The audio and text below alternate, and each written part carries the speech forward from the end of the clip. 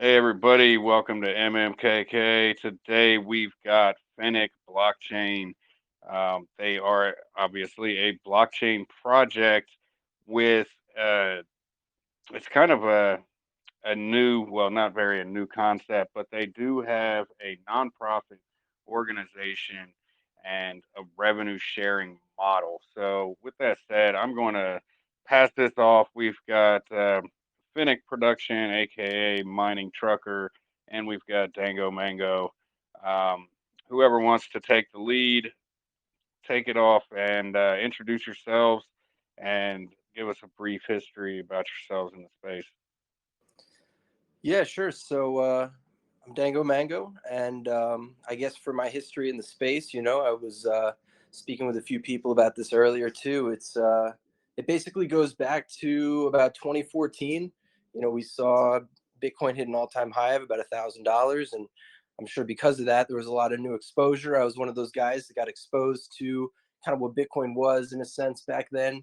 I didn't really invest at that point, but I knew of it and saw it as sort of a speculative instrument and somewhat of a reliable store of value. But there was definitely a decent amount of volatility around the time that I saw it, either December 2013 or January 2014. Around that time, I kind of phased away from it, and it's funny because at that time I was looking to accumulate something that would build wealth for me in my future. I'm about 27, so at the time I was around 18 years old, and I had a couple $1,000 saved at that point from working a day job in high school. So I was researching different stores of value. I wound up accumulating physical silver, so that was a big mistake in a sense, I guess.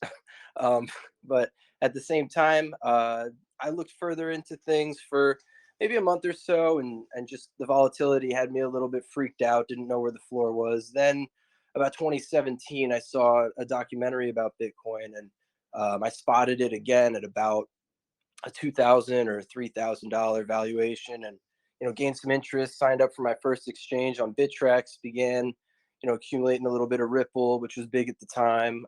Still is, really, as we all know. Bitcoin Cash was a pretty new concept at that point. Didn't have a ton of interest in it, but was learning about it. Among a few other coins that likely aren't around anymore. But it was a learning experience. It wasn't the most successful. So again, toward mid 2018, kind of phased out of the market, stayed in my job, things like that. Around 2020, I came back in the market and was there to stay, because at that point I knew, despite the fluctuations, this sort of thing, this sort of industry wasn't going anywhere. So, I learned a little bit, and I was on Ethereum, Binance Smart Chain, speculating on tokens and things like that, learning about the different people that were creating these small short-term tokens, and just had kind of a longing to create a community of my own. I was meeting so many people through Telegram and Discord, and then I found a small proof of work coin project, and it was kind of a shoestring operation. And I was like, wow, if you can find people to develop the code base for these things, it seems like a much more sustainable model than the tokens that are on BSC and Ethereum, unless there's a ton of VC funding or just really good luck.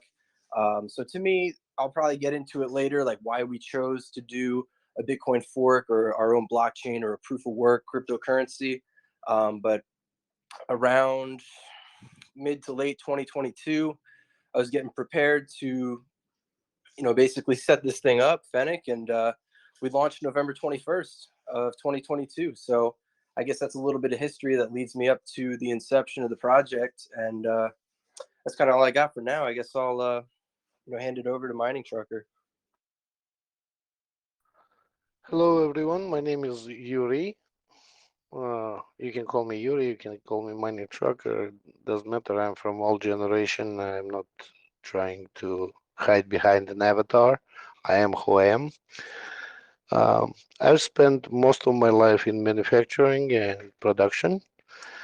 About 6 years ago, I started truck driving, and I've been doing that until my son introduced me back in 2019 to cryptocurrency mining. That's how I got into this. In 2021, I already had a few other truckers joining me in a little club where we were mostly interested in mining coins, accumulating them. We caught a little glimpse of the uh, rush of the cryptocurrency. Then we saw a big crash, and we had zero idea what to do during that time. I chose to simply sit on my bags. And when Ethereum ended, I started looking for other speculative coins to mine, and that's how I came across Fennec. I liked what I saw on the website, and then I met people who were actually involved in the project. And that's the team that was behind it, their openness to discussion, their readiness to adapt changes. That's what got me really, really excited about the project. I felt that it is my opportunity to relieve what everyone already had in the period of decentralized cryptocurrency inception. So I ended up coming, first of all, as an investor. I bought my own bag of Fennec uh, early December, so almost right after the inception of the project. And after that, discussed this with my trucker friends. They liked the project and also invested in it. And then we thought we should put our money where our mouth is. And we decided to create a project that will help blockchain and use the skills that I had from the past. And we started a publishing company and we do some souvenirs, apparels, and toys associated with the publication of the books, children books that we are printing. So that's it. That's how I came to the project. That's awesome, man. And that is a great way, to get into crypto is to start off by mining it and generating, that passive income and also learning about blockchain at the same time. Now, so Fennec is, like you said, it is a Bitcoin fork. So if you want to explain to everybody, what that means, kind of how many miners you have, um, the startup phase with pre-mining. Um, if you guys want to touch on that, and keep going from there. Yeah, sure. So basically, a Bitcoin fork is a proof of work cryptocurrency, typically, that is going to take after the majority of Bitcoin's code base, where you can modify different specs like the transactions per second or the mining algorithm, obviously the name and the ticker, things like that. There's a handful of specs available on our website. If anybody's got questions about those sort of specifics and specifications, feel free throughout the AMA. You can tap my username and shoot me a direct message, and I'll be happy to answer any questions you guys have on top of the AMA later tonight. But basically, so because it has a similar code base, it functions in a similar way. And the main reason that I did that was because it requires that coins be generated or otherwise retrieved through the use of electricity. Now, yes, Cryptar16 is a somewhat greener algorithm because it's ASIC resistant. And for anybody who doesn't know, ASIC computers are those large boxy looking miners that you might see on different crypto forums where people are, selling them kind of OTC or through the website. And they're basically supercomputers that are only designed to mine different cryptocurrencies depending on the algorithm. They're much more efficient, but they do use a significantly higher amount of electricity. They usually cost anywhere from $5,000 to $10,000 for the decent ones, and they can go up from there. So it makes for a very big barrier to entry for the average miner at home. And considering the fact that Bitcoin was started and supported and maintained in its initial stages by decentralization and people mining from home, just kind of supporting the network collectively. It's a culture that we respect, that we appreciate in a sense. and it's much more conducive to decentralization. It usually has a little less selling pressure because the majority of people involved are slowly accumulating, and they're a little more interested in the potential of a given project instead of just having a more efficient computer and selling for maybe a 10 to 15% profit of their electricity cost to kind of have that passive income, which is fine too. I mean, it's all good network support, but at the same time, you run into a little bit less of those people that are just turning over the coins and having a constant selling pressure on the open market. So that's kind of the gist, and it's GPU and CPU mineable with a preference for CPUs. Now, we did that so that people who wanted to up their hash rate a little bit, generate or accumulate a little more coins, they're free to do it, but the CPUs are more common, and they're mostly found in the average computer instead of like a gaming laptop or a gaming computer. So, that it allows for, a lot more accessibility for people out there. And, you'll have to forgive me. I think I forgot the second part of your question.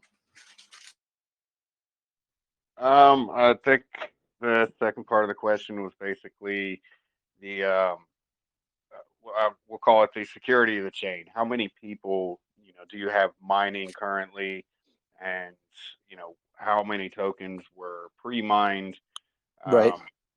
And obviously, as a layer one proof of work token or coin, um, you are listed on centralized exchanges since there are no dexes really available to you at the uh, current time. True. So yeah, I'll get into those things then momentarily. So we probably have about 150 miners at any given point. There's usually about 15 to 20 on Fennec's official pool. And, we encourage people to use it because there's a 1% kind of commission. Those coins are just being accumulated for the sake of server maintenance and things like that, any kind of general maintenance stuff or development. It's not a significant amount, so it doesn't make a huge difference in that sense. But at the same time, we have our plant, which is a fairly large Russian mining pool, and I think they have on a given day anywhere from 60 to 80 people mining the coin passively. And then I think we have another pool. I could check on mining pool stats. We actually had a recent one come up rather recently. I could send a link to mining pool stats, but it's another kind of international alternate pool for speculative mining on small altcoins, and they're probably getting a decent percentage of the hash rate as well. So there's three main pools, and then we have at least 15 to 20 pools with maybe one or two people speculatively mining. So that's a good scope of the network support right now. It's not major in any sense because the coin's not extremely popular at this point. We probably have about 5 to 650 holders. We've got about 1,000 members on Twitter. I'm sure a percentage of them are just scoping things out, looking around. And then our block explorer, I think I could speak with my coding developer to get an exact figure for the holder count, but currently the block explorer shows the top 100 holders. And then when we get on our 3 new EVM chains, which I'm excited to get into because they'll kind of phase out the centralized exchanges for people that are looking to accumulate without having to use any sort of centralized exchange. And the ones we have are somewhat smaller, and it's a new concept for people that are in Web3 or DeFi. So we're going to be creating a bridge with Sphinx Labs, which is a much larger project at the moment.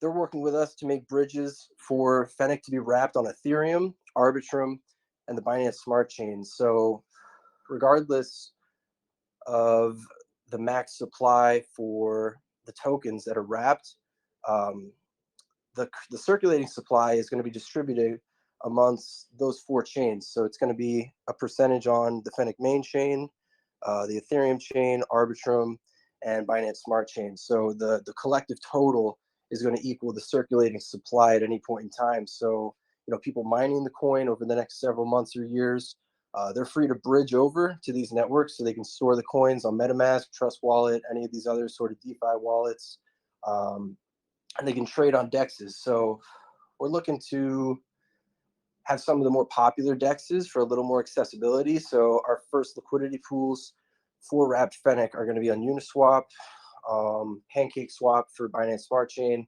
And then I haven't done a whole lot with Arbitrum, to be honest, but I'm sure they have a DEX that's most popular. And we're going to take some recommendations, not just from the community, but a few different partners that have experience developing on Arbitrum, just to get a better idea of where the best DEX would be to pair liquidity there.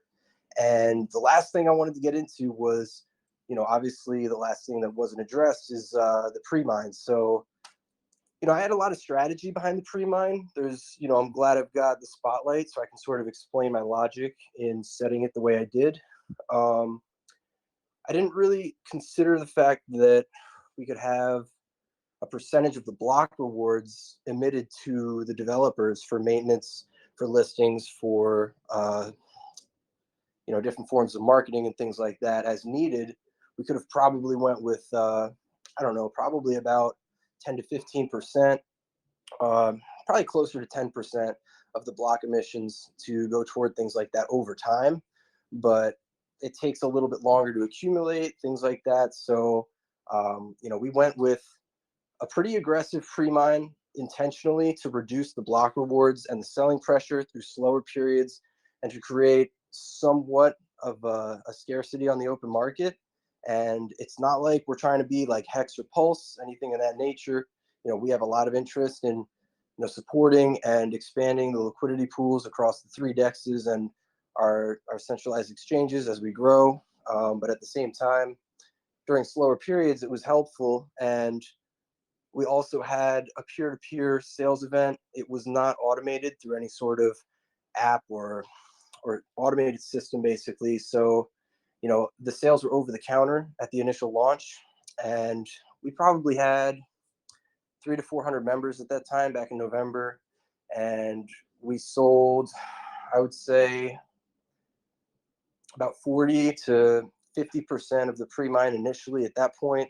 And to get into further figures about how we've handled the pre-mine since then, it's been organized in a handful of administrative wallets, and then I've been investing for maintenance and development and some minor marketing on my part, because the goal is slow incremental growth within the community, not necessarily the price, because nothing can be guaranteed there, but as a member of the team, it's my focus to build out what we have going for us instead of focusing on speculation.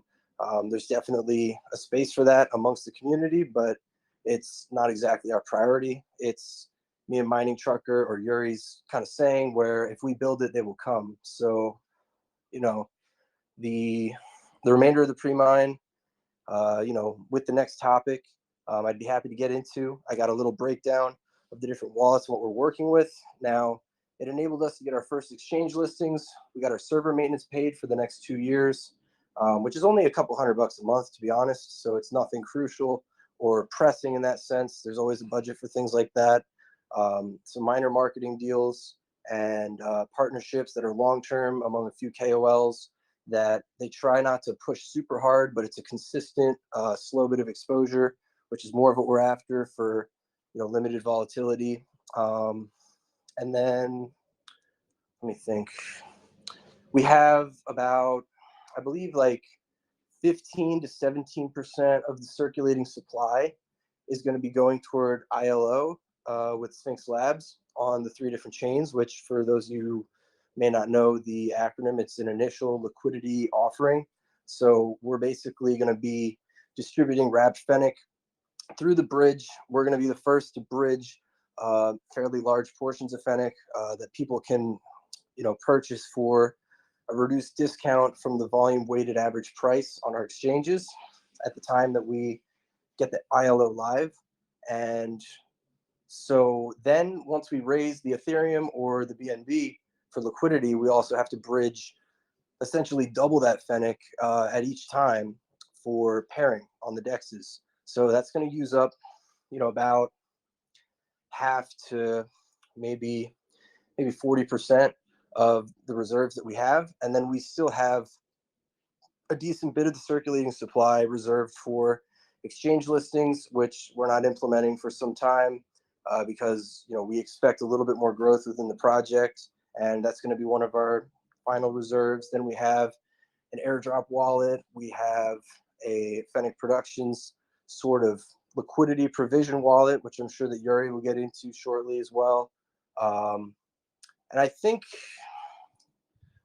let me just double check what we have too in terms of anything extracurricular. So if you look at the top 100 holders, there's also 2 different hot wallets for our smaller exchanges, because they store the coins within one daemon wallet, and then they distribute it to their users, but it's all stored in one place, and then they credit each account for whatever they deposit. So that might make a little bit of the holdings look larger too, but it's my opinion that when we launch on the 3 EVM chains, a lot of those coins are going to get migrated over when news clears about it, and they're probably going to be bridged over, and then they're going to be a lot more visible on the other block explorers as well. So there's a more clear sort of indication of the holder distribution. I would say we have a handful of people with anywhere from 0.7 to 0.9% of the circulating supply as well. And just to be full disclosure, I think that a handful of them are essentially just giving it time. We have a good distribution of people with an interest and a commitment to the project, as well as people that helped us with fundraising that are just looking for modest profits, so that there's, you know, a pretty decent amount of Fennec side liquidity being provided consistently over time as we grow, instead of some sort of violent drop in price or growth or anything like that from those guys. If you have questions about that as well, more than happy to talk about it. But I think that's most of what you asked. So yeah. Yeah, and I talked to you earlier about some of this stuff, and I did like what I heard as far as spreading out the different launches on the different EVM chains. Um, if you Right. want to touch on that, and also, you know, um, a lot of people are sitting here thinking, what is the use case of this blockchain? And Right. we discussed that as well. And if you want to, go into that too. Yeah, sure.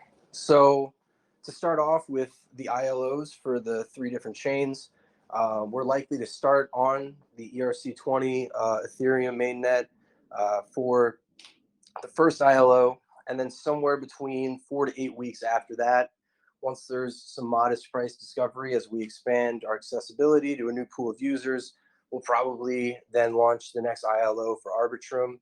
And the expectation is basically that we will have a little bit more adoption.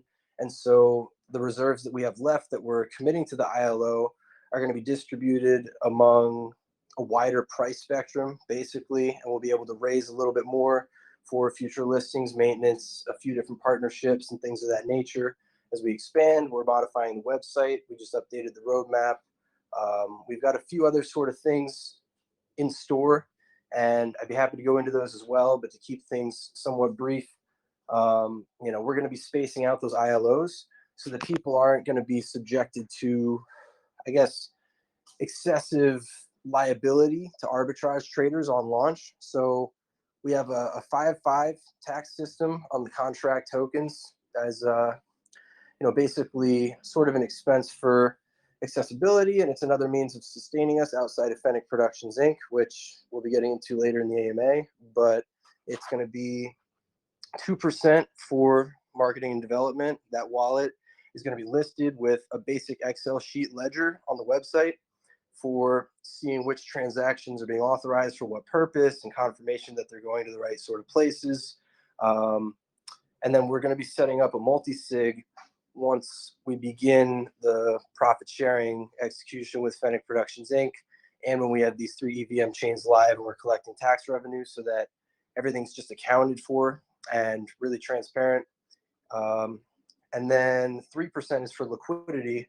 And if we experience sort of an irregularity or some sort of differential in the size of the LP across the 3 different chains, we're likely to repurpose that development tax partially to inject extra liquidity into the other chains to level things out a bit, to prevent volatility and, I guess, because we're spacing it out, we're assuming that it's going to help a lot with stability. It's going to help a lot with adoption. It's going to lead to a little less, hectic sort of energy within the space. And let me think. I guess you have to forgive me again because I get a little bit lost in the tangents, and I think I might have forgot the second part of your question. But I'm going to stay by my computer just to jot down the general highlights from the questions from here on, so I can answer them pretty clearly.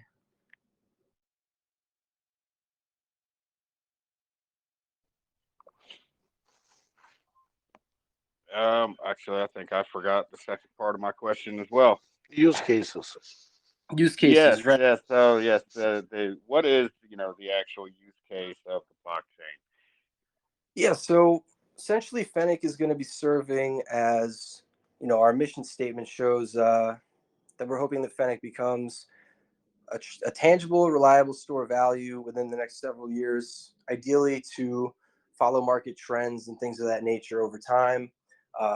We're looking to make it a medium of exchange across multiple platforms. We're trying to create basically a payment ramp similar to coin payments in the future, or get implemented on one of those sort of apps that are a little bit lesser known at first, kind of build the reputation and the brand in a sense, get implemented on other apps that are a little more similar to coin payments in terms of popularity, usability, things of that nature. We're also going to be looking to get that for Fennec Productions Inc., which is this book company. Yuri was generous enough to offer a slight discount for anybody paying with Fennec coins for their products, and we're looking to create some instructions on buying, and we might create some sort of simpler portal, if you will, to allow people to accumulate from their site in the future, so that it's a little bit smoother of a process to access the discount and provide a little bit of liquidity along the way, things like that.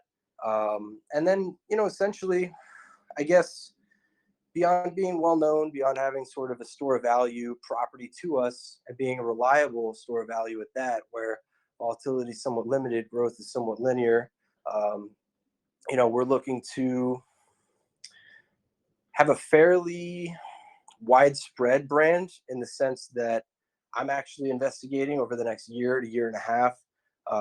You can see the logo on the AMA banner and then on my username as well, even though it's yellow. We might mix up those colors for different flavors of a potential energy drink brand. So, a little more disclosure on me. I was a health studies major in college, and I'm working in a different trade at the moment, as a few of you might know, but I'm likely to go back into those studies. I got about 3 years done with my degree, learned a lot, studied a lot about health and fitness, life extension, and things like that. So I've learned a lot about, the different products that can help, benefit somebody in life, nutritional supplements, minerals, vitamins, things like that. So I've actually been drafting a formula for an energy drink for some time now. And as I'm accumulating, my own wealth, I'm looking to do something similar that Fennec Productions Inc. is doing, perhaps next year, to save up maybe $20,000-$30,000, build out a local energy drink brand featuring our logo and a few different links on the can that can redirect people. But then there could be discounts on our website if they pay in Fennec as well. And I'd be looking to provide, the discount and then the 10% profit sharing agreement that's similar to Fennec Productions Inc. As we build the brand, we're hoping that we gain a reputation where other people may seek out our general endorsement if the community is widespread enough. And one of the other things that I hadn't mentioned was, personally, I'm also looking into potentially forking either Reddit or some sort of modified, modernized form of like an image board, for people to post about different topics. It's going to be somewhat focused on cryptocurrency, or there's at least going to be a forum or a separate area for that. And we're going to be offering ad space on the platform, like a banner on the top and bottom of the page. And if people are looking to promote any of their sort of projects or whatever else they're up to, we're probably going to be solely accepting Fennec as the main form of payment for that. And ideally, we would have that payment on ramp system kind of established before that platform is live. We do have it mentioned on the roadmap for maybe later this year or several months after. But I would say within the year, if we have a little bit of community growth, maybe a few moderators willing to chip in, and we basically get everybody set up in that way, um, I'd be excited to launch it as recently as 4 to 6 months from now, depending on, I guess, a lot of different variables. Nothing is certain in terms of growth or progress with how quickly traction can come under a project, but pretty much everything laid out in the roadmap, or I should say everything laid out in the roadmap, is lined up to be executed on date. So, it's usually my motto to under promise, over deliver. So when I discuss the social media idea, it's going to be a limited community unless things grow from a grassroots word of mouth perspective, which is how we prefer to get the word out over time. And then the energy drink, those are two things that are kind of in the future. So I would tell anybody not to focus on those necessarily, but to consider them as potential sort of ideas that we're working on at the moment and that we're serious about. But we've got the multi-chain and masternode implementation coming within 4 months, and then we're actually also celebrating the launch of Fennec Production Inc.'s website and the first selection of their product line, which is out within several days, August 1st. But I guess those would be the most tangible use cases. And beyond that, we have BRC20, which was out for Bitcoin, because Fennec is basically coded through the most recent version of Bitcoin. There is a chance that through recruiting developers in the coming months, based on our general growth, we could seek out a developer to implement a similar sort of concept like FRC20s, where we could have smaller sort of token projects within the network and an NFT market. I think that an NFT market on FRC20 would be the most feasible thing, because I believe with our specifications, we can do about 26 transactions per second on our blockchain. So it's very similar to Litecoin in that sense. And while it still has potential for use, it's not exactly going to be as instant as Ethereum, and it wasn't intended to be from the start. I just like that proof of work aspect to give it some supported value.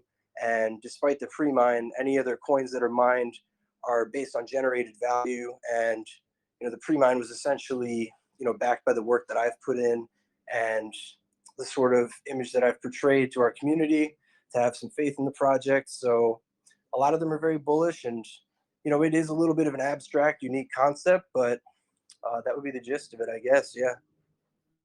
Awesome. All right, so we've got revenue models that are out there that are going live.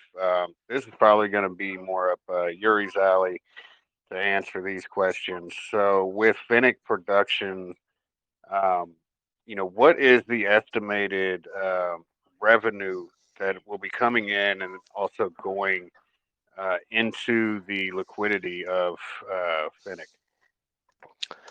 Well, uh, thank you for pointing Mike in my direction. First of all, I came in the project with a little bit of experience in the business. So right now we have two separate entities, which one is Fennec Foundation. That's the nonprofit incorporation created to assist with the community governing of the blockchain. And the other one is Fennec Production. Fennec Production is a separate entity. It's a commercial for-profit entity. We had two rounds of investments. Second round, we had at the valuation of $500,000. First one was at valuation of $100,000, and we are expecting in August, September have the last round, which would be 20% of remaining unassigned shares for $200,000 for 20%, which is a $1 million valuation. This is the business plan from that was a part of private placement offerings for the second round. We estimate towards the end of the year to produce roughly about $60,000 worth of revenue. and we hope that in the next year we will be able to at least double that. Uh, why? Because we have created a very nice platform that so far already proven being successful because we generated interest from another four blockchains to our model. First of all, we started from what we know how to do really well. We have a very talented group of people who are writing children's books. Those books are essentially uh, pursue three different purposes. One is to create an opportunity for busy young parents with the younger children to have a night tale for their kids. Books are printed every month, so the writers are putting out one episode every month. So far, we have four that will be during the month of August introduced on Amazon on all their markets. Second purpose was to actually introduce kids to the characters that they will see in the crypto world. We have a little Todd Pugh, which is a frog teacher that is teaching young Toby the Fennec in the animal school. Uh, Clear reference to the Pepe theme in the crypto world. We also have dogs, we have other foxes, we have a little blue bird that is very chatty by the name of Twig as a character. Thanks to Mr. Elon, that went in flames very quick. put a But make put an but X tattoo on them. well, we will come up with some transition. Luckily, the group that is writing these books is very creative. I literally participated in several brainstorms over they had over the Zoom, and I just they're thinking so fast on their feet that sometimes I have a tough time catching up. So this is very good, and it's very exciting to actually watch them think and create. So the last purpose actually of the books is to prepare the next generation of the crypto users. So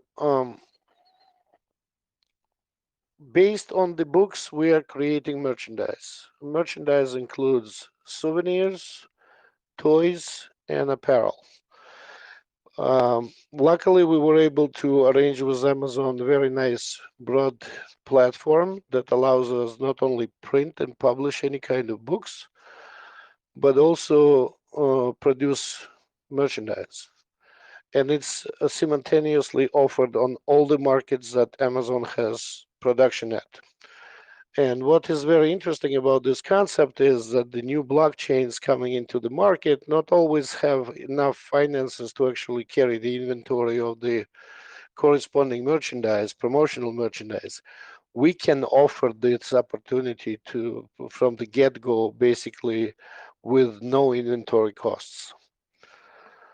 And that is what is so attractive to the new coins, and that's why we already have another four coins interested in the creating their own lines of products. We have very talented illustrators and designers that allow us to create very attractive designs.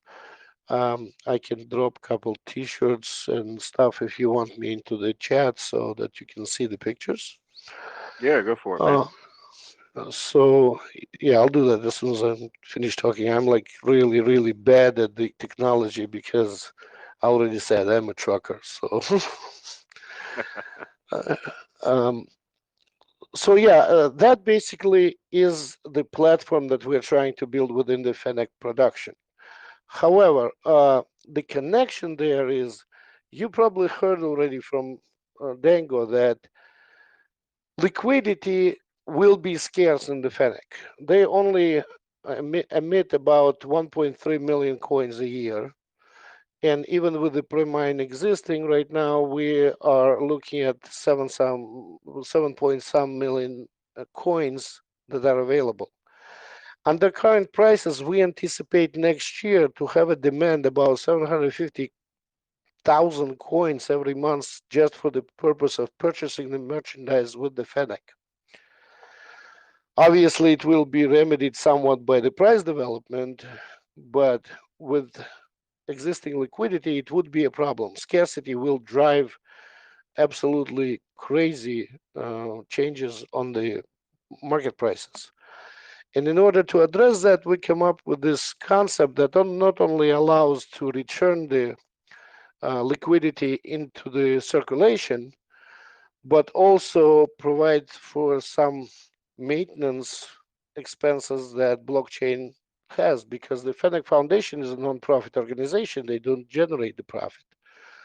So our idea is that we will be returning the liquidity received as a Fennec payments into the market with the discount of 5% of the market price when it's turned back to the Fennec Foundation for the release through whatever, either EVM chains or on the either through the DEX or through the um, centralized exchanges, whichever way they choose. That's basically a community decision. We're not getting involved with that. We are just returning the coins into circulation. So we're giving a 10% discount on everything that is paid with the coins. Right now, we're talking with another two blockchains and accepting their coins as well, basically providing them with the same model. And we're looking to return the liquidity to them as well. So they have some maintenance uh, funds to cover whatever servers, nodes that they need to run and such. Um, Idea for us is that obviously, first of all, we're trying to support projects we believe in, projects that we like. Uh, I I'm not a big fan of meme coins. I think that anything that has substance, that has work behind it, has much more reliable chances of success. Uh, I personally don't get involved with the memes, even though I realize that there is a potential of overnight success there.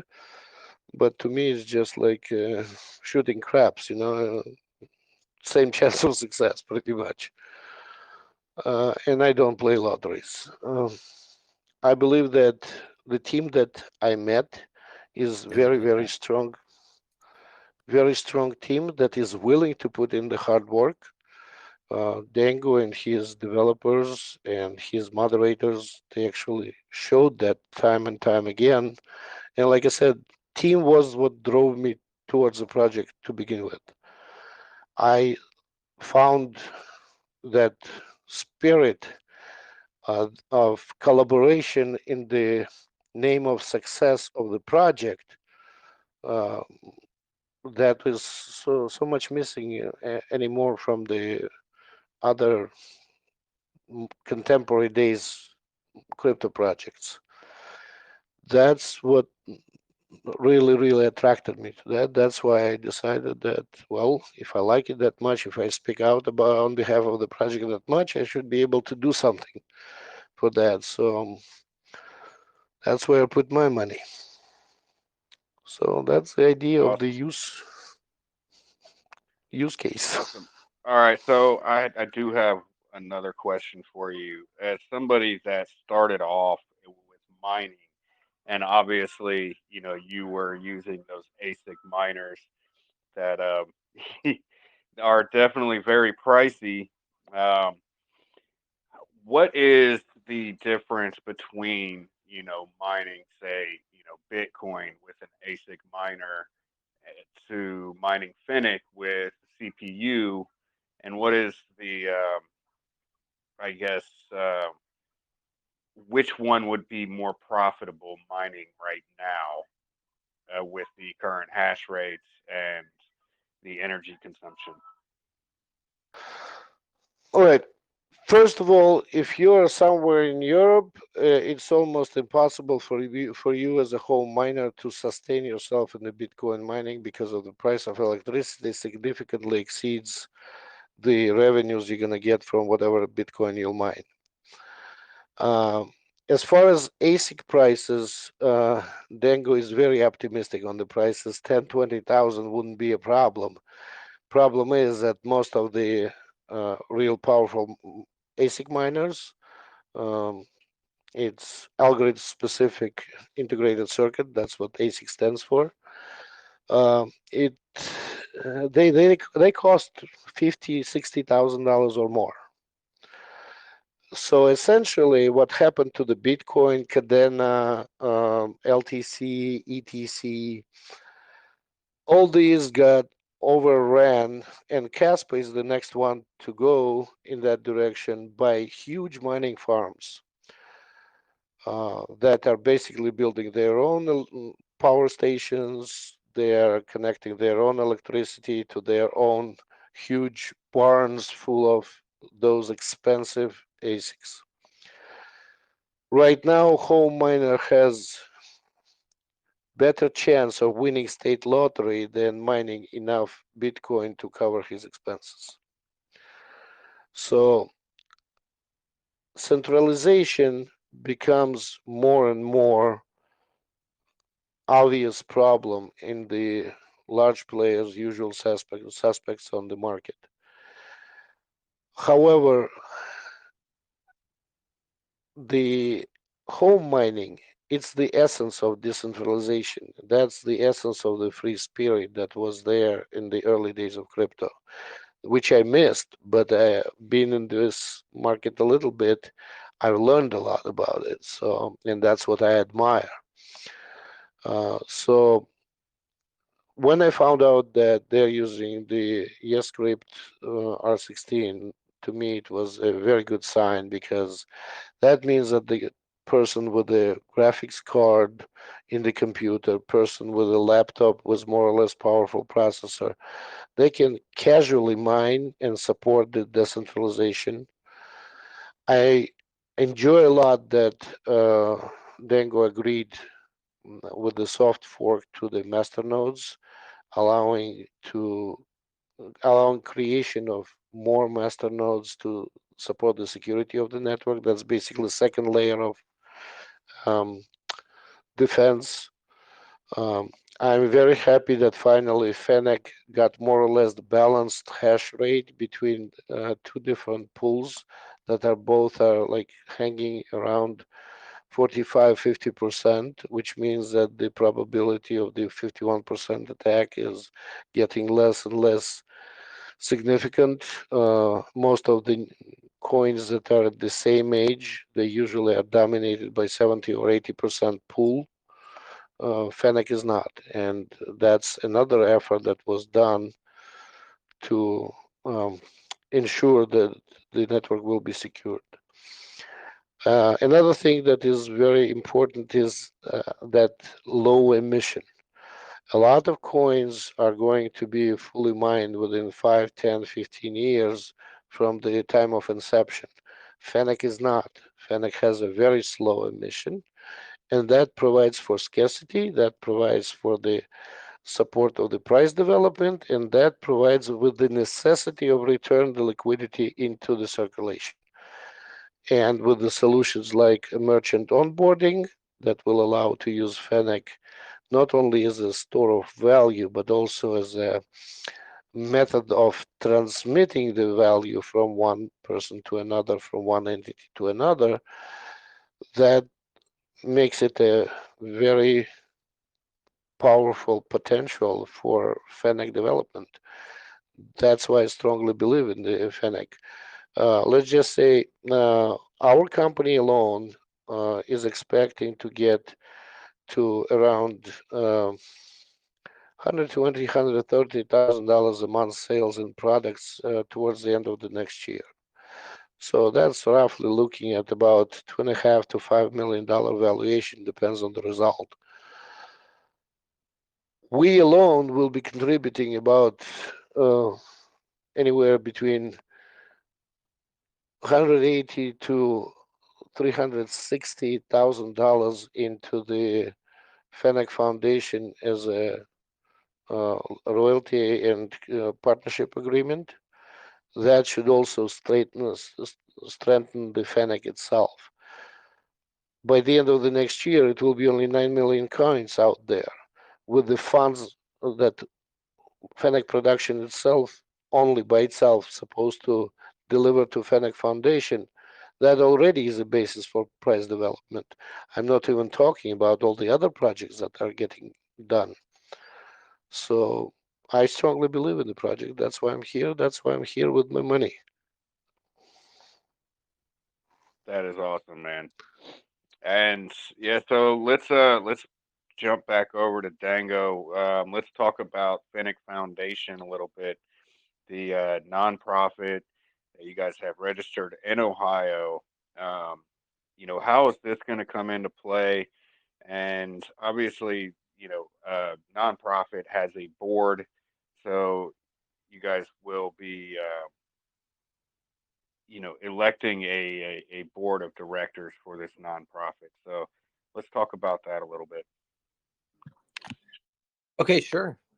So Fennec Foundation was created to provide an entity to represent the blockchain. The nonprofit basically it can accumulate assets but can't net a profit in one sense. So the assets benefit the entity itself. As far as getting a board together, we've got about 4 to 5 people that are interested in getting involved. And then I'm going to be serving as one of the consultants, which almost serves as a bridge between the blockchain community and then the nonprofit entity itself. Of the 10% net profits from Fennec Productions Inc. that are contributed toward Fennec Foundation, we're actually going to be issuing about 10% of that net yield to Make a Wish Foundation. So it gives us that nonprofit sort of property as well as helping out the community around us. And, that's something that we take pride in, that we are happy to do. And, I guess as far as the board goes, we're also going to have a community governance system for anyone that can verify a considerable position in Fennec. There is going to be community governance votes that do dictate a portion of the decisions for what we do. That just kind of feeds back into the whole property of transparency within the project. And then those decisions are discussed among the board of Fennec Foundation to make an executive decision. So I guess that's the gist of the board and what the foundation is, how it's going to come into play. It provides us a little bit of security as well, just to have an entity by means of creating some separation between the individuals involved and the blockchain itself. So the foundation is kind of a bridge between those individuals and the project. Yeah, definitely. And so a lot of people hear nonprofit and they think that everybody is just a volunteer. Some of the highest paid, CEOs are working for nonprofits. So are these board members going to, have salaries, and is that going to come as well from, I think the main source of funding is going to be coming from Fennec Productions. So, um, are these board members going to be paid a salary? Like, At this point, as far as I spoke with them, there is only one method of compensation that was done at the inception. Each board member got 15,000 FNNC, which is roughly about what, 75 bucks, a little purse. That was a thank you for just doing a good deed. Those are young professional guys that are all very well employed.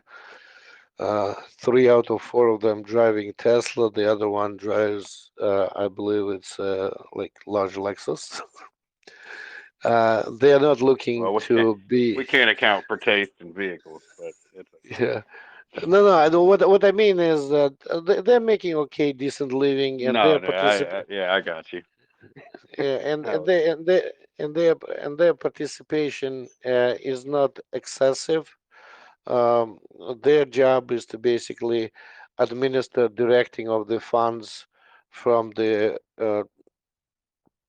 transfer that Fennec production is supposed to do roughly monthly to the community funds, and assuring that the funds are administered according to the community decision. Right now, I believe the plan is to get people with the 40,000 Fennec or more involved in the group decision on which projects to develop and fund, and make sure that the maintenance is paid.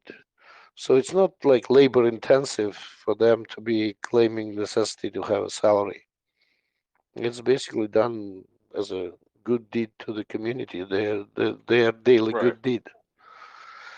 Yeah, yeah, that definitely. And obviously as this evolves, it could turn into a full-time job, if enough funds are coming in that, you can actually start doing a lot more, charitable things. You can, um, you know, there's a lot that this can evolve into, especially with a nonprofit.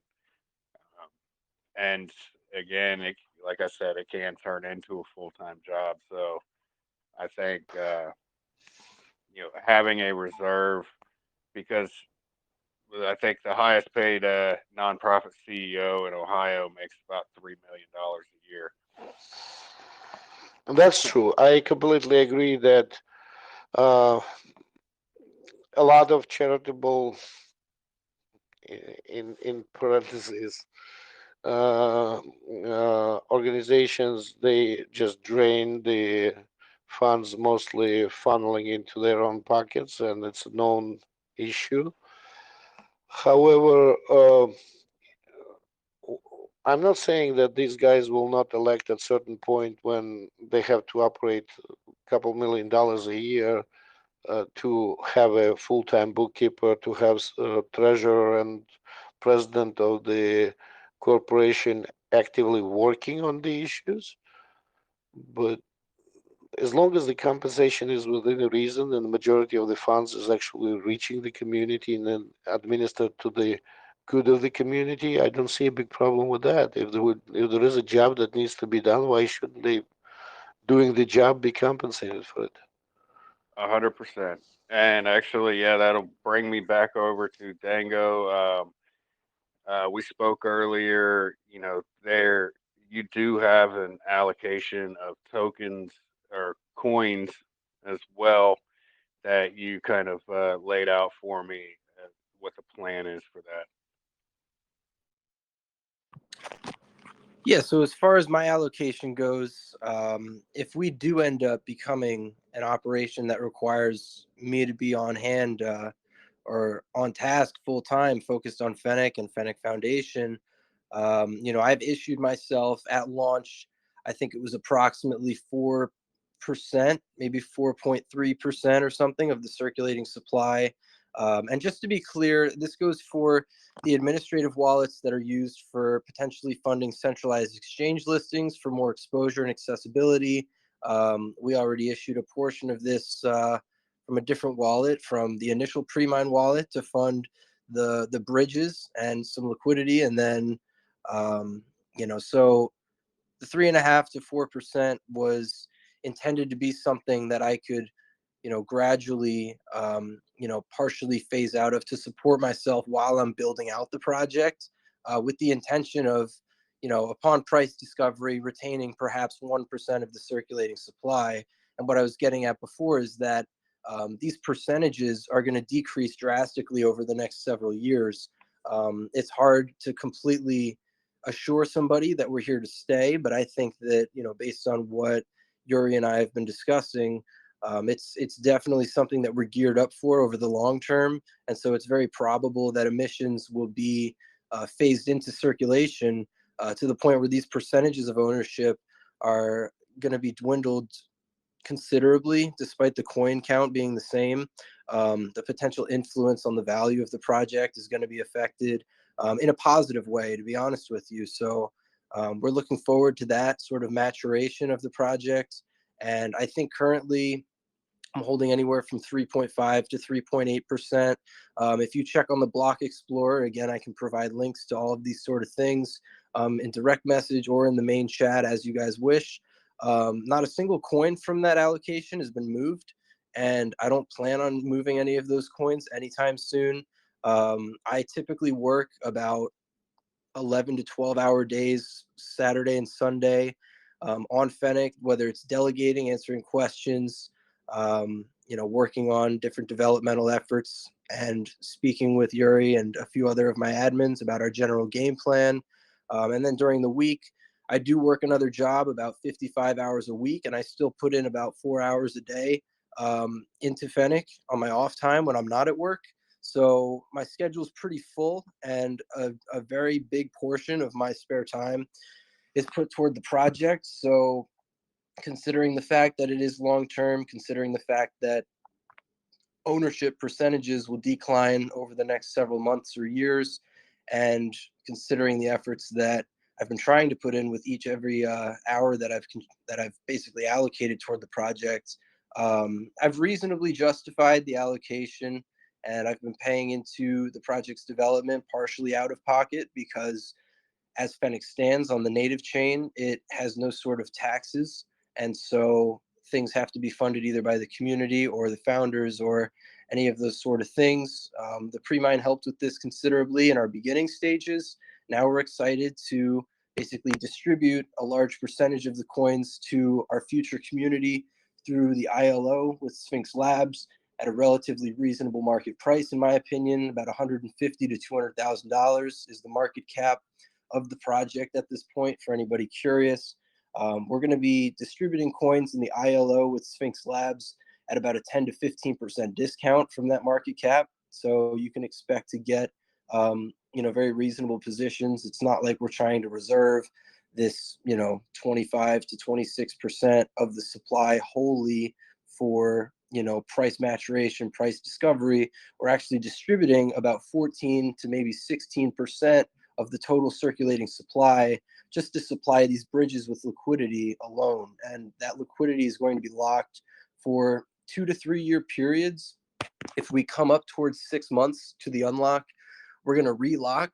And if one of the chains goes down, for example, if Binance gets into some sort of major political or legal issue and BNB price plummets, or if it's projected to absolutely plummet, this would not be something that we would call on unless things were looking absolutely dire, like if Binance was essentially bankrupt or out of business, which seems very unlikely. But again, there's just no way of completely knowing.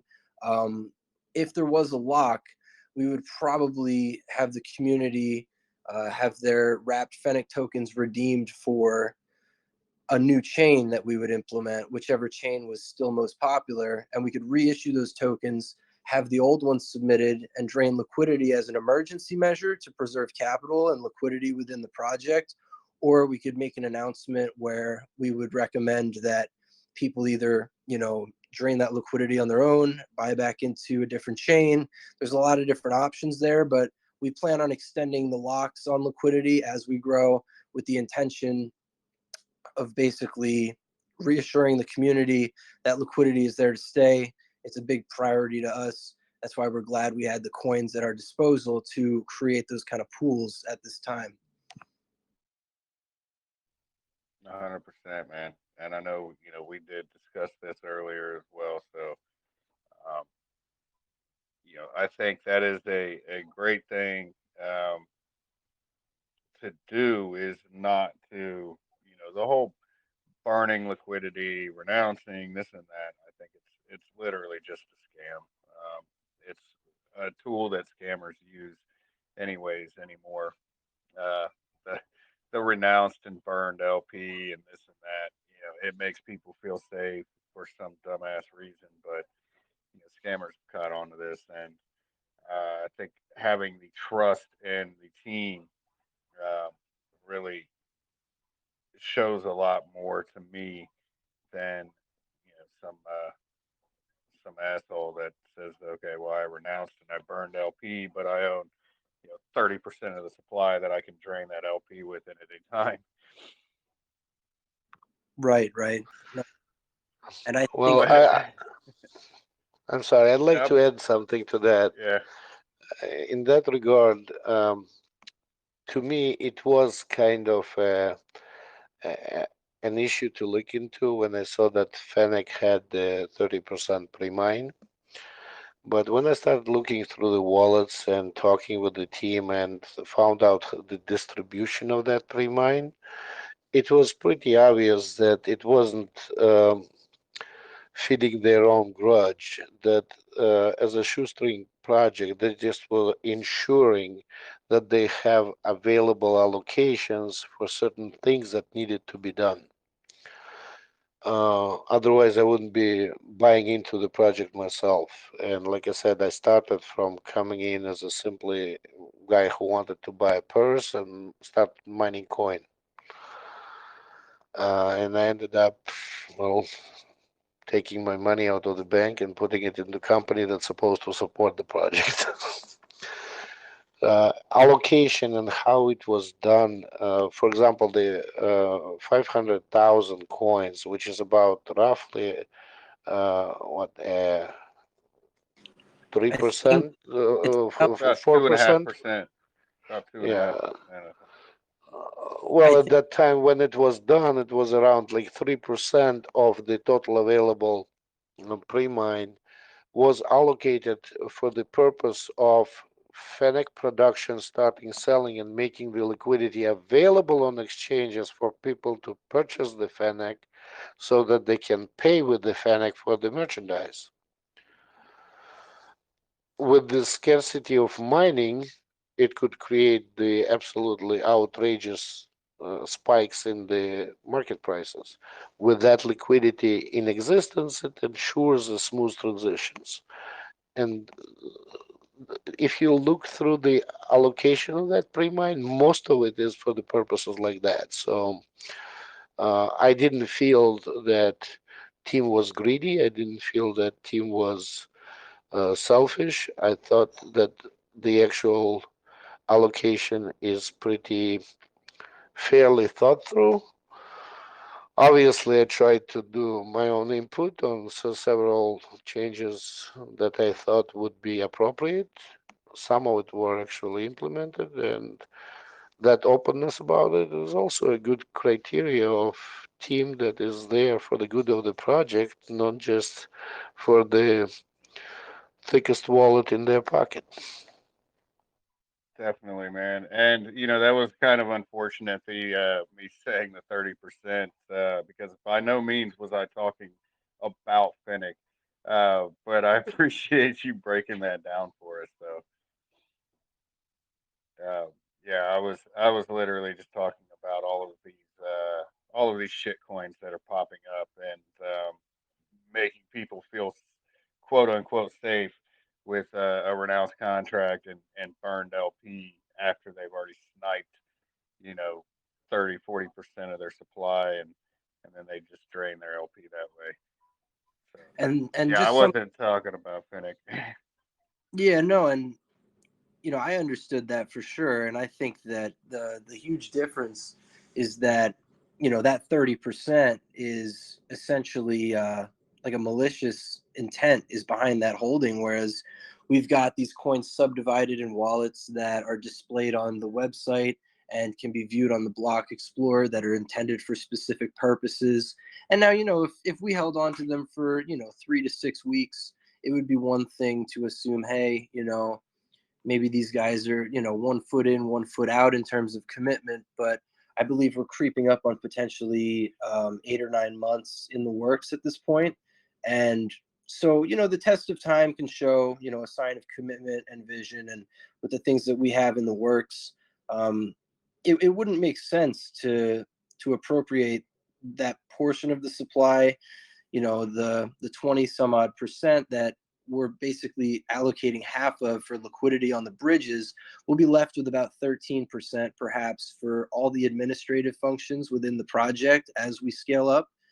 For a longer term project, it's still not ideal, but it's reasonable to the point where people can understand how it would be repurposed, especially if it's not something that's completely retained um, through to the peak of price discovery or anything like that, which is far from the intention as well. I mean, these things were planned so that liquidity would be provided as we scale for a more stable growth. And yeah, I just wanted to tap on that. I didn't mean to completely go off, but yeah. And let me add one more thing. The inception of the Fennec Foundation as a nonprofit corporation that is required to actually publicly report is another effort that the team is making to assure transparency of the project. And to me, that is also a very big step. It's not only making it compliant with SEC and trying to protect the possible litigations if SEC all of a sudden decides to go after small fish like we are, but it is also the purpose of the reporting and making it transparent for the community, for the people on the centralized exchanges, on the DeFi, to be able to actually pull up the report and see how it is, what it consists of, how it is distributed, what was used in this year, etc.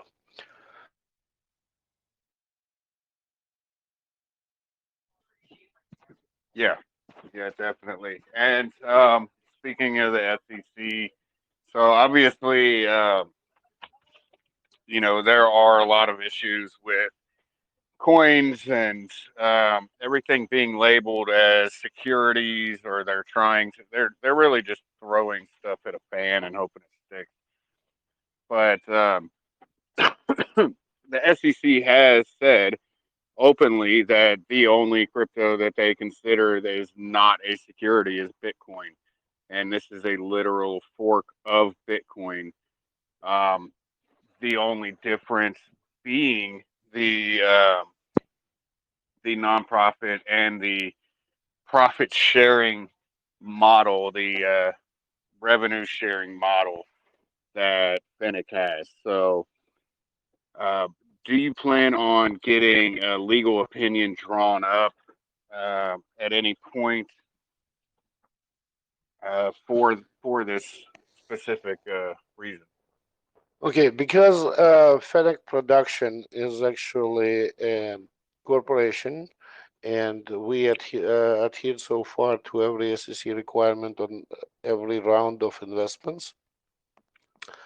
We actually had a corporate lawyer review all the documents, and because we already paid for the job, we actually did evaluation of how to properly do it with the Fennec Foundation, and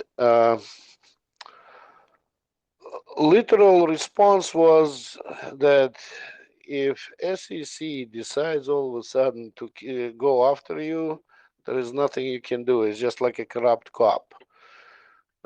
They can misrepresent situation. They can misreport. They can simply issue the allegations without really trying to support. And you've seen so far, SEC lost most of the cases they brought Oh to yeah. court.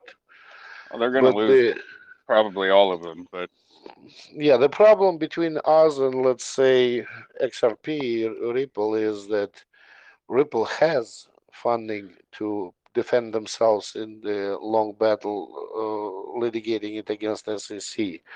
Small blockchain literally will be run out of business by the necessity to pay to the lawyers. And that is why we were suggested to pick one or two really well-known established charities and uh, diligently pay into them the pledged amounts because that would make it a very publicly unfavorable for SEC to go after the non-profit that is also charitable to a really good cause um, charity and has legal evidence of doing it diligently, it would be like trying to uh, beat up on a child in the public view. And that's why, on top of reviewing everything and doing all the documents under the legal advice, we also decided that we will pick a couple of charities. One of them is Make a Wish Foundation, and the other one that Fennec Production picked is actually a support of the survival of Fennec foxes in the Sahara Desert. Nice. It's hard to go after those charities, to be honest. Right. Yeah. No, definitely. And is there any plans on allowing the community to choose other charities that they want to contribute to? Absolutely. Absolutely. Fennec Foundation is a non-profit. So if there is any amount of funds that is undistributed at the end of the year, they have to distribute it to charities. And that decision will be made by the community that will govern Community Development Fund, where all the money will be sitting. That's awesome.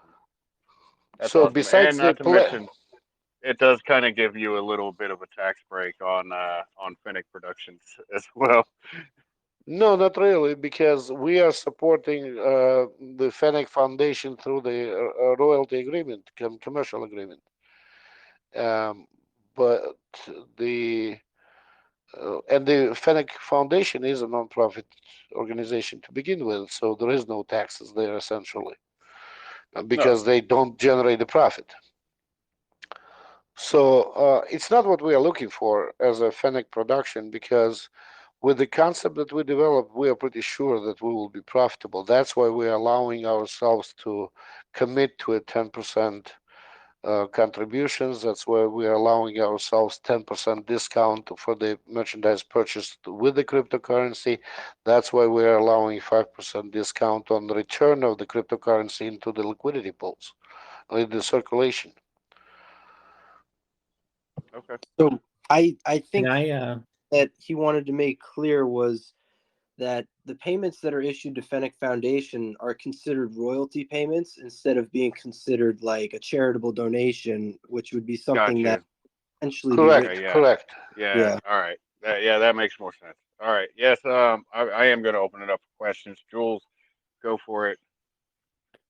oh man, it's not so much a question as much as it is a compliment. Fennec Productions is the name. I think. What did you say your name was Yuri? Did I get that right? Yeah, Yuri. Yes, absolutely. Yuri, you remind me a lot of my dad. Right. And I have to say that I have a lot of respect for your involvement in the project. And like guys, here's a guy that has a background and he's a trucker and he's helping get this organization structured and everything. I wish my dad wanted to be that involved in crypto and be that pioneering, at his age. So I do have to give you that compliment. Thank you. And Dango, just listening to you talk and answering questions and stuff like that, you guys seem very thoughtful about your approach to the way that you're looking at this. And yeah, that's all I wanted to say. I don't you can ask Papa. I don't usually do that, Yeah. but yeah, it's cool. I don't know. He normally does not. He does not normally get up here and just give compliments like that. So If I may that is a respond, yeah. first of all, thank you very much. It's kind of very pleasing to actually uh, hear such a nice compliment. Um, but I also want to say I'm not just a trucker. I do have a degree in theoretical physics. I have a degree in economics, and I have an American degree in social and behavioral science. That's Um, what I was looking for. I thought you were a I was smart also person. I was also working in the manufacturing and production for many many years before I became a trucker. So, but since my mining came from my trucking, that hence the name mining trucker. I do possess the commercial driver license. I can demonstrate it if anyone wants to see it. I'm good. No, I said I was curious to see what your reply would be, but you But come I'm not across as a quite very typical intelligent trucker, person. let's just say. Yeah, yeah, yeah. Anyway, still a lot of But thank you respect, very even much. more so for Nonetheless, it your was reply. very nice, Yeah. very nice compliment. Thank you, appreciate it. Yeah, No, thank you. definitely not the typical trucker, man. We do have another truck driver in here, but this dude is very, very well off. Um, obviously, he's in here, so he showed a picture of his pool earlier. I don't know if you saw it, but truck drivers do make a lot of money. Uh, Well, they they used to, can, anyways. Yeah, they not can, anyways. nowadays. Owner operators can. Yeah, but it's also very hard work, meaning that once I started doing the job, besides being fascinated with the traveling and seeing the United States, I also learned that it's a very demanding and hard work. Truck driver works 14 hours a day, 7 days a week, and sometimes several weeks on the road before he comes home. It's a hard work. That's well earned money, basically, in my opinion. Yeah. Oh, definitely, man. That's one job that I do have a lot of respect for, but it's not one that I would want to do myself.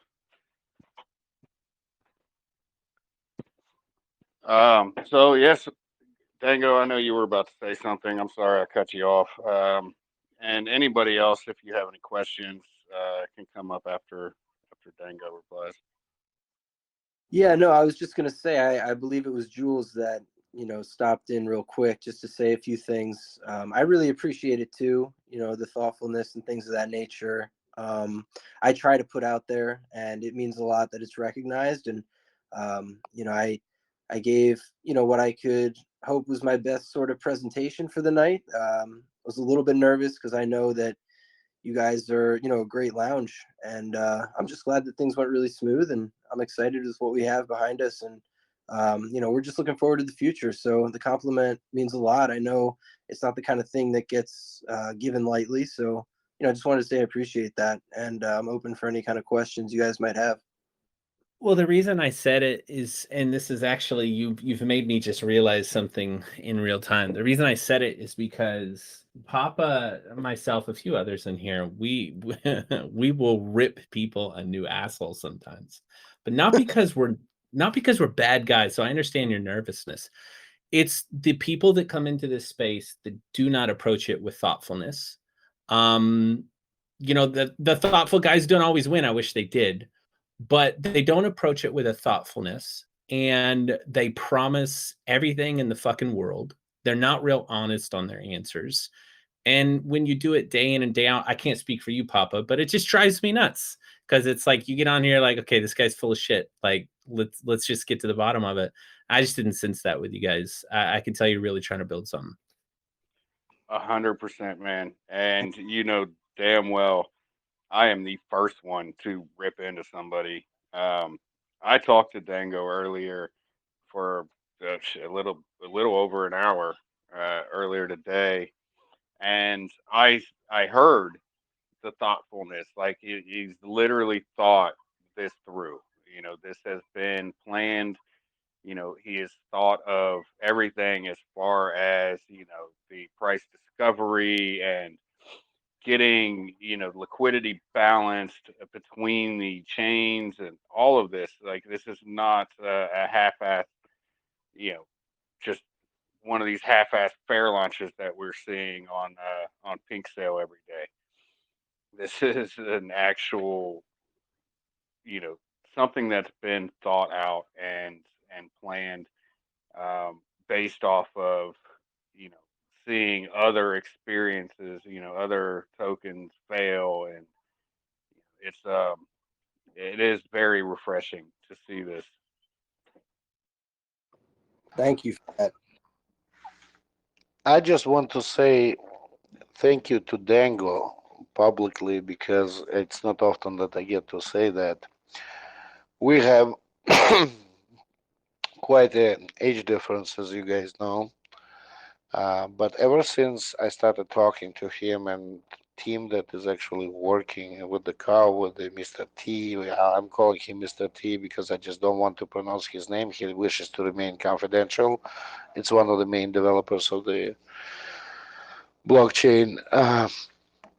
Their willingness to work on the project, their willingness to keep an open mind, transition, work towards a better result, better idea, ability to turn around. Uh, Dango and I, we actually spoke dozens of times throughout this period, not just chatting, but actually having a phone conversation, discussing issues, discussing the approaches that we can take. It's just it's been a wonderful experience for me because it was very refreshing working with someone young but wise enough to actually keep an open mind, being willing to adjust the idea, and it was very refreshing to me. And thank you, Dango. I don't say that too often publicly, but this is an opportunity for me to say that. Thanks. Yeah, of course. Thank you. To say, Papa, I had my mic on mute earlier and I had to laugh. Was someone asked the question about salary or payment, and Yuri's like, "Yeah, they got X amount of coins. I think it comes out to like $75." I'm like, 75 "Oh, bucks. I'm like, man, founders out here be tripping." So, Right. Well, you got to think. So this coin right now, I believe, is at about 5 cents. Um, so yeah, $75 at, at 5 cents a coin. If this was to take off and reach anything, even like half of Bitcoin levels, that $75 becomes billions. And to keep things in perspective, I think the fair market price is anywhere from 2 to 3 cents at the moment. A lot of people Okay. are pretty unwilling to sell at these levels because they've at least tuned into the point where they know the potential. So a lot of the selling is coming from miners trying to turn a profit. So anybody discussing accumulation, it's best to place a buy order and just have it fill up slowly on the exchanges. Not to get off tangent, but I was just going to mention, at the 2 to 3 cent range, the market cap is about 150 to $175,000. You know, we're projecting considerable growth. There's no specific metric, but sitting steady at 150K, it's a very reasonable entry for what we've got going on, in my opinion. I would definitely consider the project undervalued in a sense, but it's just a subjective opinion. But yeah, I think 15,000 coins is about realistically like maybe $250 if I'm doing the math right. But I don't know. I mean, they're not major metrics or major numbers, but at the same time, um, it's fairly modest for the people that are trying to run the engine of the project at the same time. So I appreciate their willingness and their devotion to seeing this mature as well. And I just wanted to put a comment there. And additionally, with everything that Yuri, mining trucker, has been doing to build out value within the community, and he has a great sort of way of presenting information. Um, in many ways, he helps guide me in the sense where I get a whole new idea of the kind of vision this project is taking on through the community. We have other innovative people like that, and I'm really, really grateful that he's with us because I find us to be a pretty complementary pair despite our differences. I mean, when I first met him, I would have had no clue, and that's not because I had an idea of who he was. It's because we had pretty surface level conversation at first, and he came in like any other community member. So it just goes to show, you never know who you're going to meet in this world or in the realm of crypto, and it's great. I appreciate everybody, but especially Mining Trucker for sure. Definitely. All right, I'm going to open it up one last time for anybody that has any questions. We've got a few developers in here. I'm sure somebody's got a question.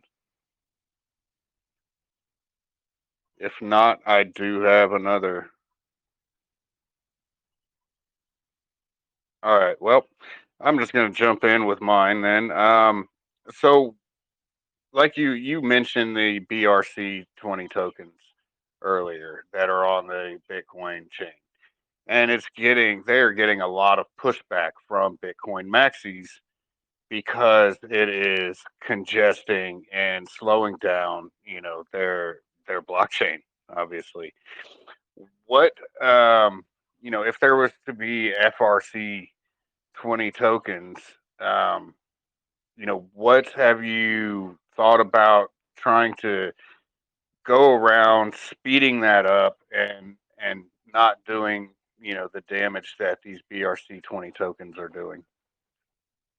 So You I know, think it'd be a Vic- great question for our coding developer, and I'd be happy to get back to you with some sort of an answer in case any of your community had a strong interest in this specific question. But I would say there is potential for us to begin searching and hunting for a developer that could implement FRC.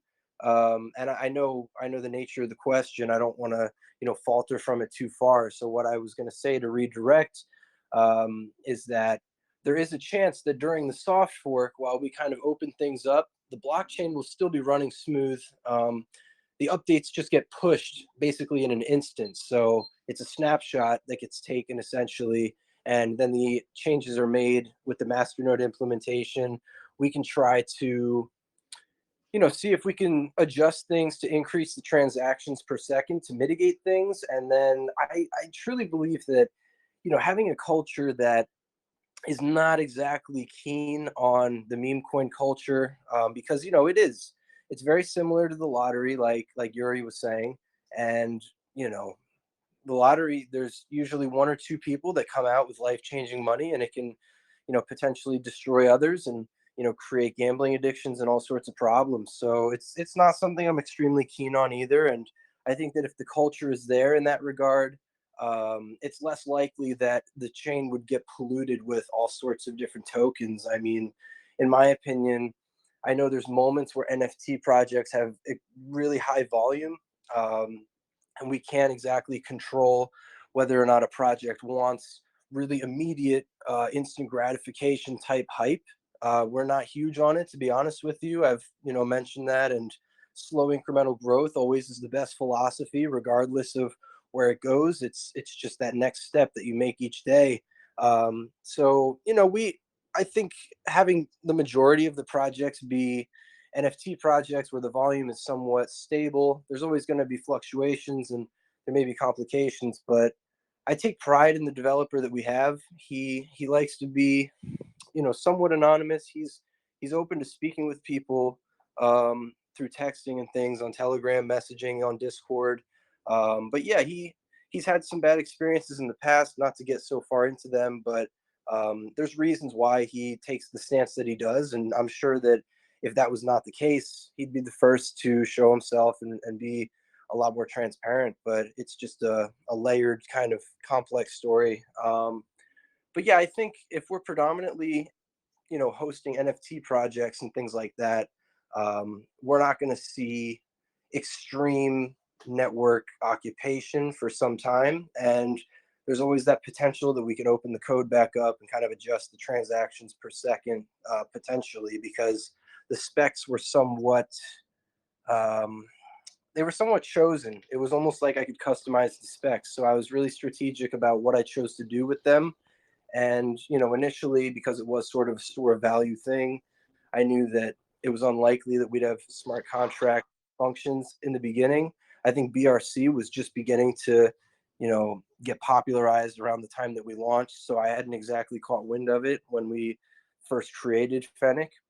But it's something that we're open to adapting to, and I think it's a better conversation for the coding developer, just to keep things brief. On Yeah, my side, definitely, man. I'm not as much of a fan of the FRC type of um, inclusion because EVMs through the bridges will open sufficient smart contract possibilities to avoid doing that. Wrapped FNNC should be sufficient. But that's my humble opinion. No, I get it. I get it 100%, especially coming from somebody that is mining the coin itself. So that's where a lot of the pushback is coming from, is from the miners and from the the Bitcoin maxis, and it started with the ordinals. And like Dango was saying, NFTs. Well, the ordinals, they're Bitcoin NFTs, and that's It's not only that, it's also the main purpose is actually store and transfer of the value in the chains that are Bitcoin forks and Bitcoin itself. Why overcomplicate this when there are other possibilities? There are other ways to resolve it. And I think that anything that carries dual, triple, or multiple purpose is always worse than the specialized equipment, um, I know, equation, anything like that. If you're I doing something, do the best what you are designed to do and use the other possibilities for expansions. Don't I spoil what you have good. yes, and I agree with you 100%, Yuri. I think why dilute something that's working great, um, and complicate it.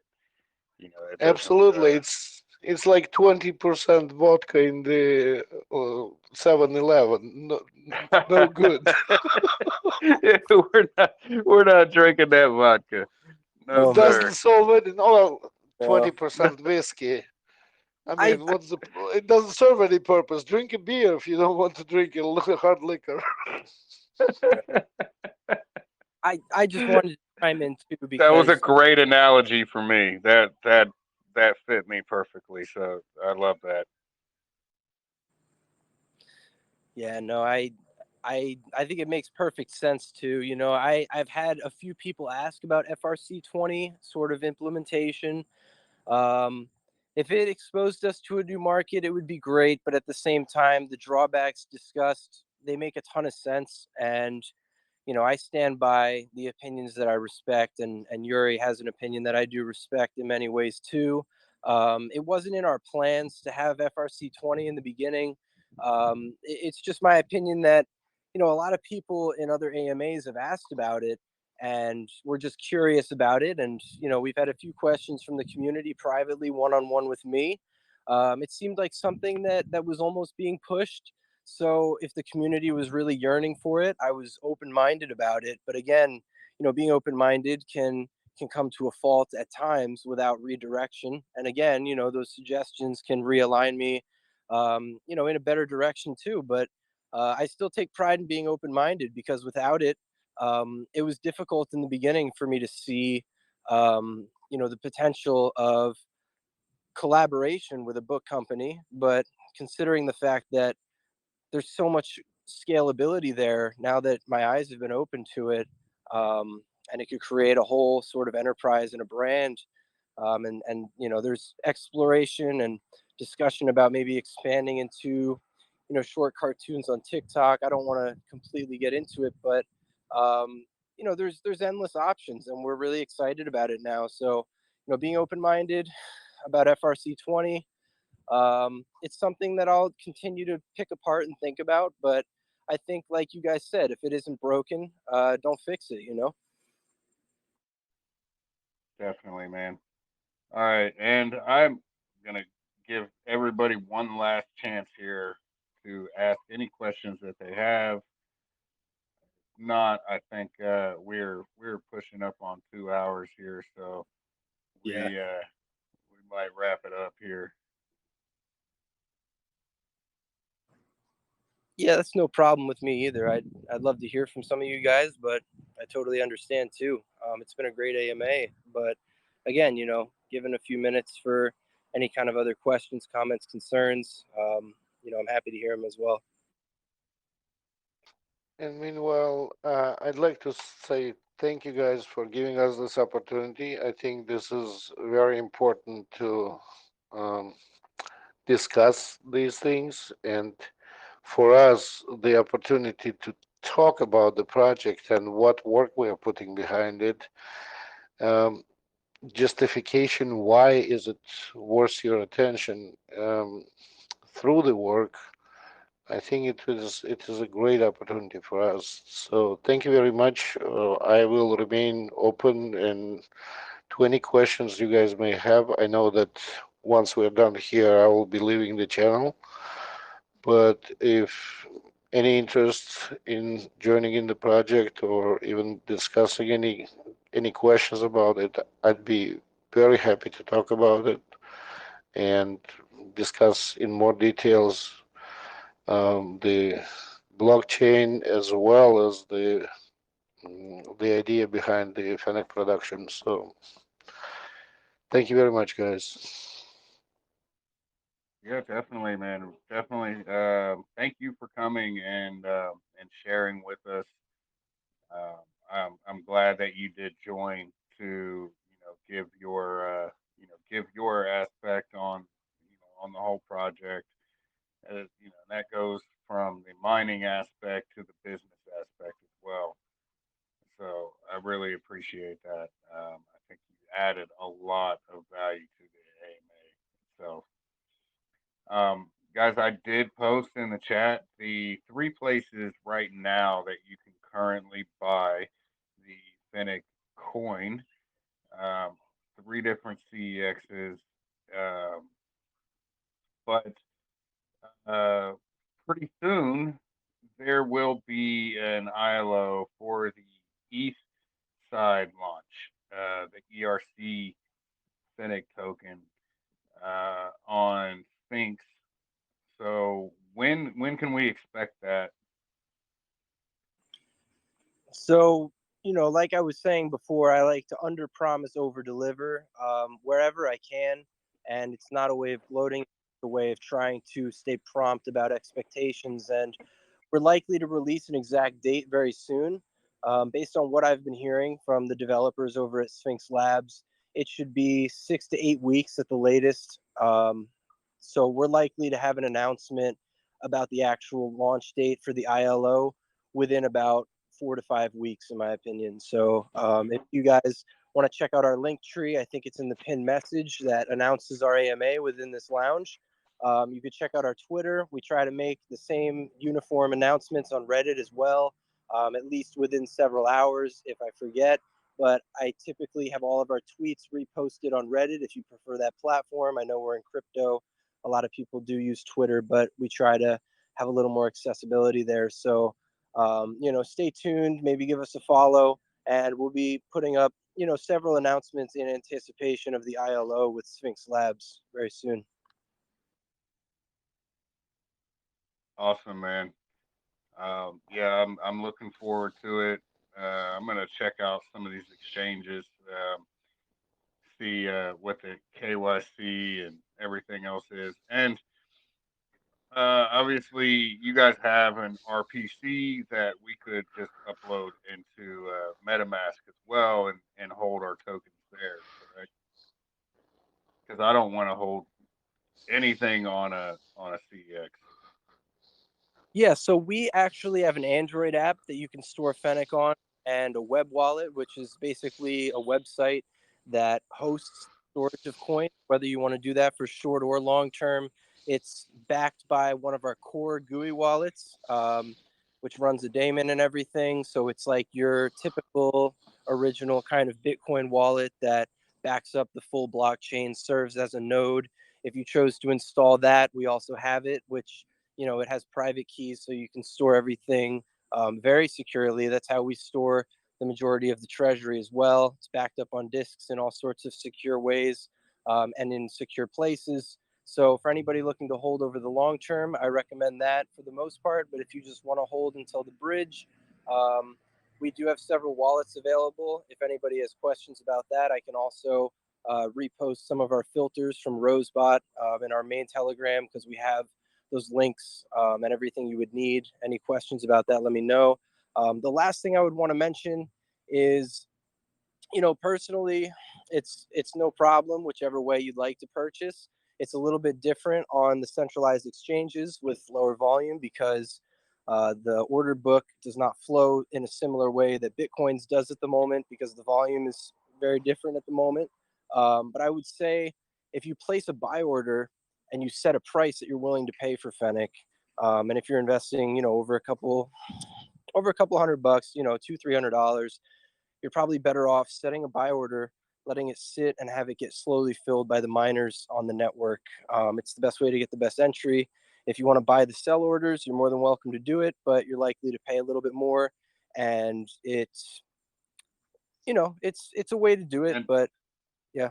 so, which I know we talked about this earlier. Which CEX would you recommend that obviously has the most volume out of the Yeah. three? So I would say, during the times where we get new community members through any sort of influencer endorsement, a lot of people do go to TXBit because it's probably the most well known of the three exchanges. The second and likely more preferred option during periods where growth is a little more incremental and gradual, like we're experiencing at the moment. I would say ZegX has a little bit more activity. So if somebody places a buy order on there, it's likely to get filled a little bit more quickly and a little bit more simply. But again, both of those are completely fine. I would say at the moment, ZegX is most likely to have a bid get filled. And then, we got listed for free on Bit1x. It's a very new exchange. I've used it before just to test out deposits, withdrawals, and transactions.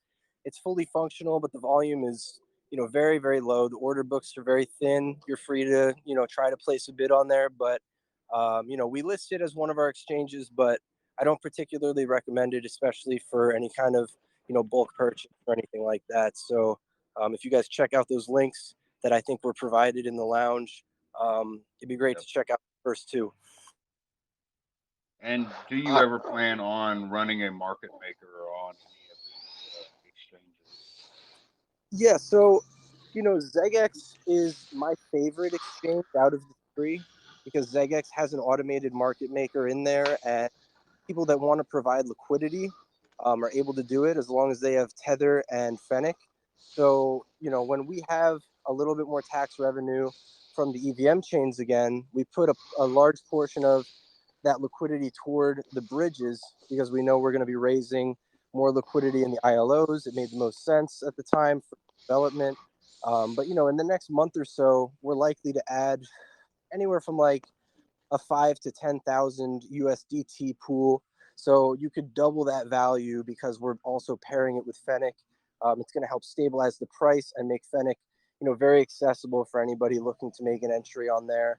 And it's just a much smoother trading experience. Like I know when we had it paired, we had about a 5,000 USDT and 120,000 Fennec pairing on there, and people, were very pleased with it. It was a very smooth trading experience. So for those that want to buy on the main chain and maybe store it on our GUI core wallet, back up the private keys, and kind of keep the coins on the main chain, we're going to be getting a new LP on there, very soon, probably within 2 months or so. And, it's a much smoother experience. So the automated market makers there already, just automatic. When there's no LP, the orders are just much smaller, but they help the chart flow really smoothly. And yeah, I mean, it's just an underrated exchange, in my opinion. I don't know why TXBit is more well known, but at the same time, you're free to trade on either one. Yeah. Perfect. All right, guys. I think that was a great way to end this. Yuri, I know you wanted to say something else, so go ahead yes, and take absolutely. us out.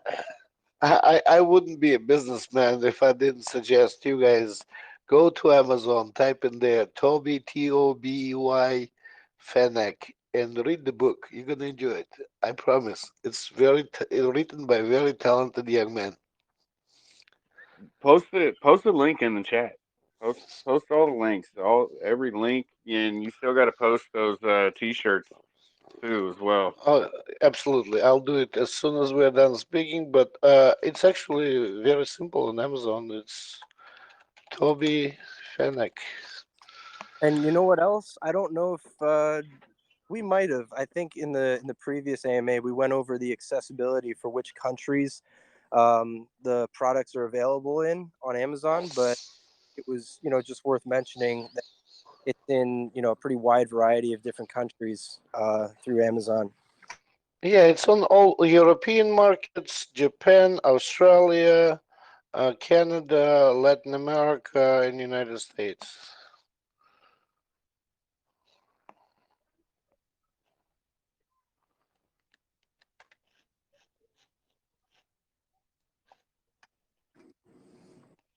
All right, nice. I Perfect. hope that this link Thank you. works. And I'm going to drop pictures of the products and designs before I leave the channel. And thank you so much, guys, for the opportunity. All right. Thank you guys. And I am going to wrap this up. Thank you guys, everybody, for attending. Been an awesome AMA. I know it has been 2 hours. Sorry about that, but there's a lot to unpack and something like this. So, everybody, please go and join the TG. If you have any questions, they're always open to answer them. Go join the TG, check out all the socials, and I look forward to this ERC launch as well. But again, thank you guys for coming and